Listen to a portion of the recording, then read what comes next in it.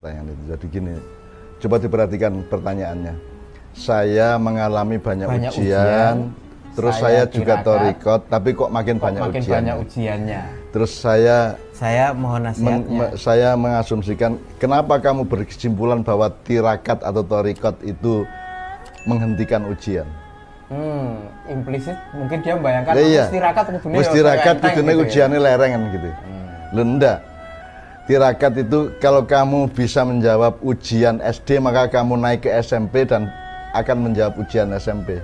Kalau kamu dengan tirakat selama SMP kamu menjawab ujian akhir SMP, maka kamu akan berhadapan dengan pertanyaan ujian SMA. Jadi kalau memang mau dikaitkan, justru thorikot atau tirakat, nah nanti secara khusus kita harus ngomong tirakat tuh ya, tirakat. Thorikot atau tirakat itu justru menggambarkan beberapa hal. Satu, melegitimasi perkenan Allah atau penilaian Allah bahwa kamu bisa menjawab satu tingkat ujian. Kemudian Allah melihat bahwa kamu punya daya atau kelayakan yang lebih tinggi, maka Allah kasih pertanyaan berikutnya atau ujian berikutnya. Kan begitu. Yang kedua, dengan banyak tirakat tapi ujian semakin seru, itu berarti Allah memberi petunjuk kepadamu bahwa kamu punya kemampuan lebih daripada yang kamu sangka. Kan begitu kan, maka dikasih ujian berikutnya. Tetapi kita kembali ke soal tirakat. Itu kan dari kata, itu bahasa Jawa yang diambil dari kata thorikoh, bahasa Arab.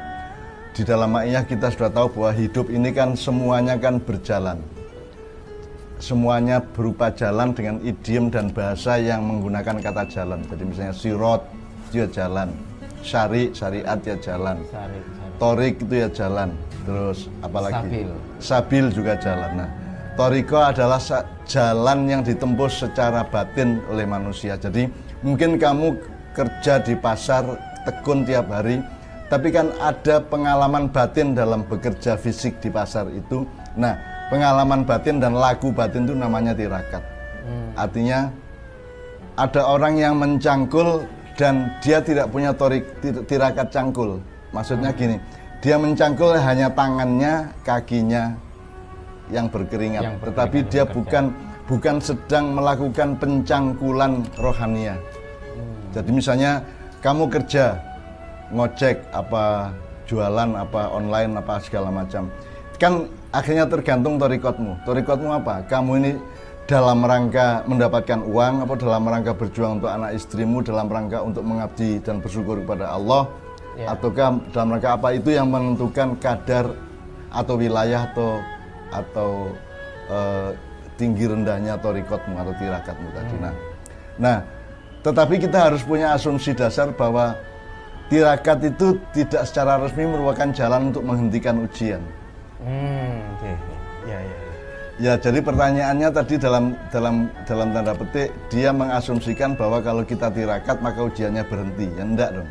Tapi juga kenapa ya Mbah, kalau orang itu dapat ujian atau tantangan, respon atau reaksi pertama di dalam hati itu rasa tidak nyaman gitu. Kok ujian mana ya kok ngene. Itu situasi yang seperti apa itu Mbah? Karena naluri manusia itu kan wawadu al-mizan, ya. Allah menciptakan langit-langit dan semesta ini terus mencanangkan keseimbangan. Nah, ujian itu mengancam keseimbangan kita. Jadi kita merasa kemudian miringnya ke sini apa miringnya ke situ, kan begitu. Nah, maka kita berjuang untuk menjawab pertanyaan-pertanyaan dalam ujian itu supaya kita mendapatkan mizan atau keseimbangan kembali. Dan itu Allah bilang wasama arafa'aha wa wadu'al mizan. Allah meninggikan langit dan meletakkan keseimbangan. Equilibrium atau pendulum atau apa segala macam. Itu kan berlaku berarti untuk kita juga. Jadi kita ini punya langit, punya bumi, jadi punya tanah. Bukan alam semesta fisikal yang kita lihat ya. Karena nanti kita akan sampai kepada jawaban pertanyaan yang mungkin berikutnya yang kita menjelaskan soal ini. Tapi intinya adalah bahwa manusia itu menurut wacana Islam diciptakan mengacu kepada profilnya Allah sendiri. Jadi kalau Allah punya Asmaul Husna, maka serbu Asmaul Husna itu ada dalam diri manusia. Jadi kalau Allah maha keras tapi juga maha lembut, itu ada pada manusia. Allah maha penyayang tapi juga maha pemarah, itu juga ada pada potensi manusia. Nah, maka semua alam semesta ini ada dalam diri manusia. Makanya di dalam maknya kita sering ngomong pemahaman mengenai mikro dan makro kosmos itu ada dua macam. Kalau kita ngomong materialistik atau jasadiah, manusia itu mikrokosmos yang sangat kecil di bumi, yang bahkan bumi aja sangat kecil bagi besarnya alam semesta. Kan Anda tahu betapa tidak terukurnya oleh ilmu manusia luasnya alam semesta ini.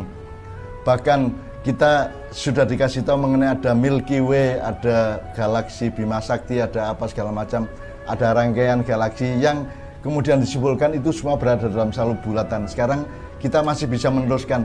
Emang hanya satu bulatan itu, kalau Allah bikin bulatannya bermiliar-miliar lagi bagaimana? Di dalam setiap bulatan Allah tadi itu ada Milky Way lagi, ada galaksi lagi, ada tata surya lagi, ada. Dan kita tidak bisa membantah bahwa mungkin saja Allah juga bikin helmi di gelembung yang sebelah sana, jauh di luar galaksi-galaksi yang kita kenal. Jadi kalau sekarang ngomong material saja, kita kan juga tidak menguasai. Kita tidak menguasai.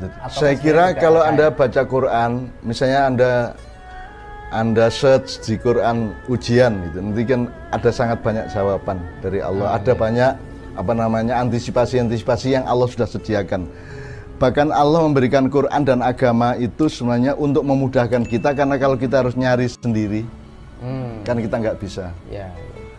Misalnya hukum keseimbangan kan harus diteliti, kan harus ada riset. Tapi kan kita bisa memastikan dari ayat Allah bahwa seluruhnya itu harus seimbang, kan gitu. Nah, Allah memudahkan. Sekarang misalnya saya sering ngomong, kita bersyukur nih sama Allah nih, berterima kasih nih. Semua manusia sepakat kita harus terima kasih sama Allah. Terus bagaimana caranya berterima kasih? Terus berunding, musyawarah, konferensi, rapat kabinet. Indonesia menentukan rasa syukurnya kepada Allah, bangsa Indonesia harus gini. Itu aja belum tentu sepakat loh. Kita 3 orang saja berdebat bermusyawarah mengenai gimana caranya bersyukur kepada Allah, kan tidak akan pernah ada keputusan. Karena masing-masing bisa baik. Tapi Allah memudahkan, wis pokoknya kue sholat ping 5, kue poso Ramadan, kue nek iso kaji, kue nek iso ojo dipek dhewe harta bendamu kuwi, dibagi-bagi. Sapa wong butuh kudu kok penuhi misalnya. Sebagaimana kisah yang Nabi Musa disambati 2 orang miskin, suami istri yang hidupnya sangat sengsara, terus istrinya bilang, "Mbok kita sowan kepada Nabi Musa supaya didoakan supaya kita agak lebih enak sedikit hidupnya." Terus mereka sowan ke Nabi Musa. Nabi Musa mendoakan kepada Allah.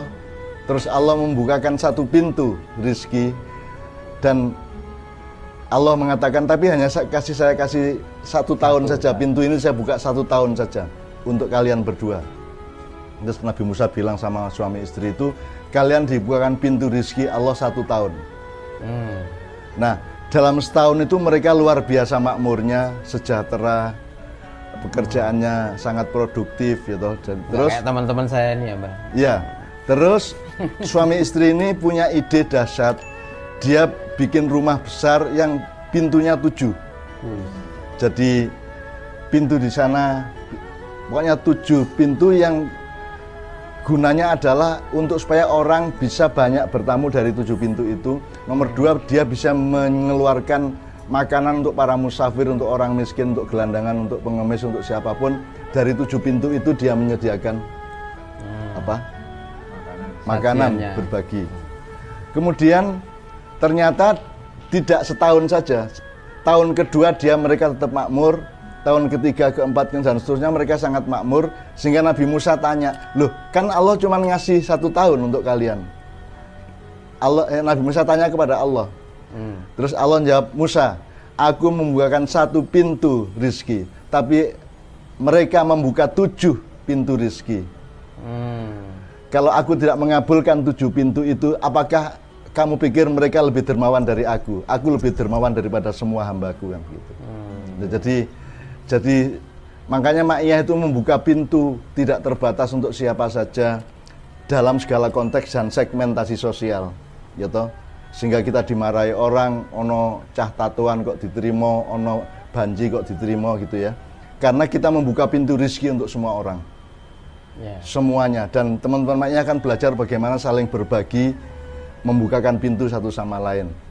Bagaimana anak Surabaya bawa kompor, kerja sama anak Semarang, anak Ma'iyah Semarang sing kulaan kopi, kulaan gula, terus mereka jualan bersama di Ma'iyah Kudus, apa Pati, apa Rembang, apa Padangan, apa kolaborasi. Jadi pokoknya saya kira salah satu kunci Ma'iyah adalah sebanyak-banyaknya bikin pintu atau membuka pintu rezeki satu sama lain dengan belajar kepada dua suami istri yang oleh Allah, lu kan saya malu, kata Allah, saya akan malu kalau mereka buka pintu 7 pintu saya cuma buka 1, maka yang 7 itu juga saya ikut membuka, maka rezeki mereka juga tidak hanya 1 tahun tapi selama hidup gitu. Kalau kembali ke pertanyaan ujian. Teman kita ini Mbak tentang tarekat dan ujian, mungkin saya ingin mendapatkan penegasan juga. Tadinya saya setelah ikut mendengarkan jawaban Mbak Nun itu membayangkan dalam bahasa saya nek bertarekat ya bertarekat saja lah, tidak usah dikaitkan dengan ujian atau tidak. Atau mungkin Tarekat itu kan salah satu bentuk doa atau bentuk pengharapan kepada Allah. Terus diajarkan bahwa untuk supaya Allah mengabulkan kita perlu melakukan ABCD, misalnya puasa, misalnya baik sama anak kecil, misalnya apapun saja lah ya. Itu yang disebut tarekat adalah metode untuk mencapai kabulnya perkenan Allah kepada hidup kita yang kita harapkan. Tapi kalau dari sudut yang lain, tarekat itu kan sebenarnya kan jalan menuju kabulnya doa. Nah, doa ini kan tergantung kita ngelihatnya. Doa, ada orang berdoa, doa itu bisa merupakan pemaksaan hamba kepada Allah. Aku butuh kerjaan yang lebih besar, tinggi gajinya. Terus Allah dalam tanda petik dipaksa, dimobilisasi untuk mengabulkan itu kan begitu. Nah, maka kalau saya kan selama ini kan tidak pernah ngarani, kalau bahasa Jawa itu ngarani, menentukan bentuk doa. Kecuali urusan cinta saja. Kalau cinta gimana? Kalau urusan cinta ya sudah kita mohon dicintai Allah gitu ya. Tapi yang selain cinta Allah itu kita ngikut, manut apa jenis pasrah bongkoan kersane Allah. Jadi saya tarekat itu, kalau saya yang misalnya pertanyaan kedua ya, ya tarekat itu jangan di set up hanya untuk supaya ujianmu berhenti. Nomor 2 supaya kamu dapat rezeki lebih banyak atau supaya kerjaanmu lancar dan seterusnya. Tarekat itu adalah takorubmu kepada Allah. Terus nanti Allah keputusannya di dalam kedekatan hati Allah kepada kita itu bagaimana terserah Allah. Karena saya sering mengatakan Ma'iyah ini bukan sesuatu yang bisa dibangun oleh saya. Saya tidak mampu, jangankan membangun Ma'iyah. Kertek bercita-cita bikin Ma'iyah aja enggak berani saya. Karena Ma'iyah kan orang bersaudara begitu banyak, orang punya keseimbangan satu sama lain, orang punya kasih sayang satu sama lain, orang bisa berdiskusi secara sehat, orang bisa bermusyawarah untuk macam-macam hal, orang saling tolong-menolong satu sama lain. Oleh karena itu, nah Ma'iyah ini kan juga tidak lantas punya apa, ya Allah jadikanlah Ma'iyah penguasa di Indonesia, kan tidak ada doa seperti itu. Ya Allah jadikanlah Presiden Indonesia itu anak Ma'iyah, kan tidak pernah juga. Kita tidak pernah bermimpi mengenai, jangankan hasilnya Ma'iyah, Ma'iyah itu sendiri saja bukan hasil dari impian saya. Allah yang kasih dengan segala bentuknya. Kan kita tahu bagaimana anak-anak kerja sampai jam 11 malam terus ikut Ma'iyahan. Dan mereka begitu sampai ke alun-alun atau ke lapangan mereka ngantuk dan tertidur selama Ma'iyahan. Dan saya bilang ora apa-apa, nggak apa-apa, tertidur pun nggak apa-apa asal kamu berada di sini. Karena di sini ada cairan Muhammad, ada serbuk, ada disinfektan Muhammad, kan gitu kan. Di sini ada semprotan Muhammad. Iya. Dan Allah sudah berjanji barang siapa yang ada bersamamu maka aku akan tidak mengadab mereka. Barang siapa yang hatinya beristighfar kepadaku, aku tidak akan mengadab kepada mereka. Maka anak yang habis kerja jam 11 malam terus datang ke Mayan, tidur sampai jam 3 selesai Mayan baru dia pulang. Itu saya kan selalu mengatakan enggak apa-apa, tidur juga enggak apa-apa. Kan jiwamu tetap di sini, hatimu tetap di sini gitu loh. Kamu tidak harus hanya dengan kesadaran pikiran. Karena kesadaran pikiran itu hanya salah satu alat kecil dari manusia yang membedakan dia dari binatang dan dari alam.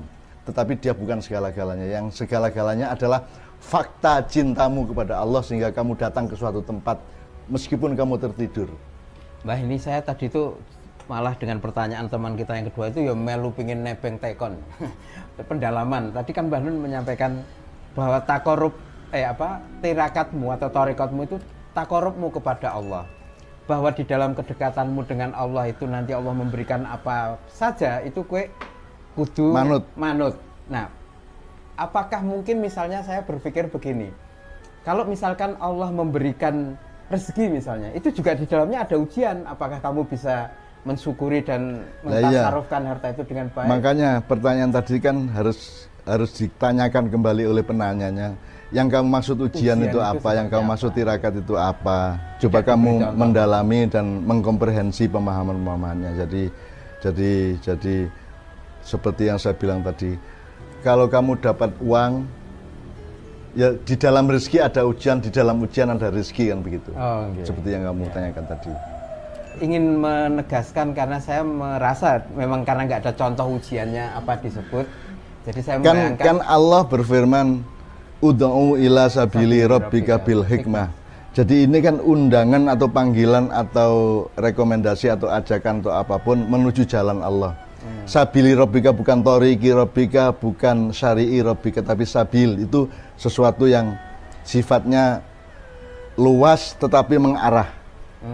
Ya, kalau jalan itu teknis, kalau torik itu syari itu teknisnya gitu ya. Kalau torik itu kesadarannya dan seterusnya. Jadi kalau ud'u ila sabili rabbika itu artinya semua kan manusia menyangka bahwa itu adalah ayat dakwah. Jadi kalau Anda mubalik, Anda kiai, Anda ustadz terus datang kemana-mana terus Anda pakai ud'u mereka, panggillah mereka. Kamu tidak pernah berpikir panggillah dirimu sendiri. Ya, kenapa keluar terus? Ya? Jadi ud'u anfusakum ila sabili rabbika bil hikmah. Nah, metodenya adalah bil hikmah. Nah, hikmah ini kan di atas ilmu, di atas kesadaran, di atas hikmah itu kan satu tetesan atau satu akik tertinggi atau terinti dari akumulasi seluruh cara berpikir dan kesadaran sehingga menjadi tetesan. Nah, hikmah itu adalah yang tertinggi. Dengan membiasakan diri untuk mendapatkan tetesan, untuk mencari tetesan atau akik tadi itu, maka kamu bisa memaknai yang kamu maksud torikot itu apa, yang kamu maksud ujian itu apa. Siapa bilang itu ujian itu rezeki kok, kan bisa gitu. Siapa bilang itu rezeki itu ujian kok, kan begitu. Itu tergantung bil hikmahmu kan gitu. Jadi saya kira intinya adalah ud'u ila sabili rabbika itu jangan hanya dipikir itu adalah keperluan untuk para mubalik, para ulama, para kiai ke orang lain atau ke umat. Itu katakan dan gunakan itu untuk dirimu sendiri. Ud'u anfusakum ila sabili rabbika bil hikmah, bukan hanya bil khair atau bil haq atau bil yang lain-lain, tapi bil hikmah. Jadi dia adalah pemuncaan nilai-nilai sampai yang titik yang terlembut di atas, yang kita sebut akik atau tetes itu. Jadi selain tadi bahwa tirakat itu adalah takarrub kita kepada Allah dan apapun yang Allah berikan di dalam kedekatan itu kita mesti. Atau gini Hel, kalau Anda pakai hikmah, bukan hanya pakai khair atau hak, apalagi hak yang akademis ya. Kamu bilang saya sudah torikot, tirakat tapi kok masih dapat ujian. Loh, ujian itu adalah torikotmu. Gimana sih? Ya. Gimana sih kamu itu? Lah ujian itu adalah torikot yang terbaik, yang sebaiknya kamu lakukan, kamu hayati sebagai torikot. Dan di dalam thariqat itu sendiri memang ada ujian-ujian, kan begitu. Iya, iya. Ujian itu sendiri adalah thariqat. Nah, ini karena cara berpikir sekolahan. Oh, ini prihatin, ini hasil. Oh, karena dia tekun maka dia kaya. Nandur kayak aku panen gitu. Padahal ketekunan itu adalah kekayaan. Dan kekayaan belum tentu lebih baik daripada ketekunannya. Gue pengen duwe anak tekun apa duwe anak sugih? Kan luwih apik jawabannya kan duwe anak tekun, salah satu hasilnya iso sugih misalnya, atau berhasil atau sukses atau apapun. Kan tidak mungkin duwe anak sukses, sing duwe anak jadi yang potensial, yang sifatnya potensial itu yang kita ambil. Jadi ujian harus dijadikan thariqat. Ya ujian itu thariqat, gimana sih? Jangan didikotomikan kowe thariqat terus. Dan saya khawatir anak-anak saya yang bertanya seperti ini membayangkan saya itu sudah mencapai apa yang mereka pikir perlu dicapai manusia dan bisa dicapai manusia. Jangan dipikir saya ini orang yang sudah mencapai sehingga tidak ada ujiannya dan thariqatnya. Ini saya sedang mengalami puncak-puncak thariqat. Dalam tanda petik puncak-puncak ujian dalam hidup saya. Ironi-ironi, sarkasme-sarkasme dalam hidup saya. Apa namanya? Bermacam-macam fenomenologi psikologis dan fenomenologi budaya, fenomenologi kekeluargaan, fenomenologi sosial, fenomenologi politik atau apa segala macam yang saya hayati sebagai salah satu tahap atau satu genre atau jenis dari thariqat yang seharusnya saya alami. Jadi kembali ke pertanyaan dasar tadi. Rekomennya apa ini Mbah? Sarannya buat lah ya ujianmu itu thariqatmu. Nah, thariqatmu jangan diniatkan untuk mendapatkan hasil dari ujian. Thariqat itu adalah satu lagu prihatin di dalam hati dan jiwamu dan melibatkan fisikmu yang membuat Allah sayang sama kamu. Dan itu kan pencapaiannya lebih tinggi daripada harta benda atau sukses atau apapun. Lagu iki karepmu thariqat ben disayang Allah apa ben untuk bojo ayu. Nek bojo ayu yang golek nang nggon senam-senam kae. Ora melu-melu. Ya toh, nek thariqat untuk dicintai sama Allah ya. Iya, iya. Oke, terima kasih.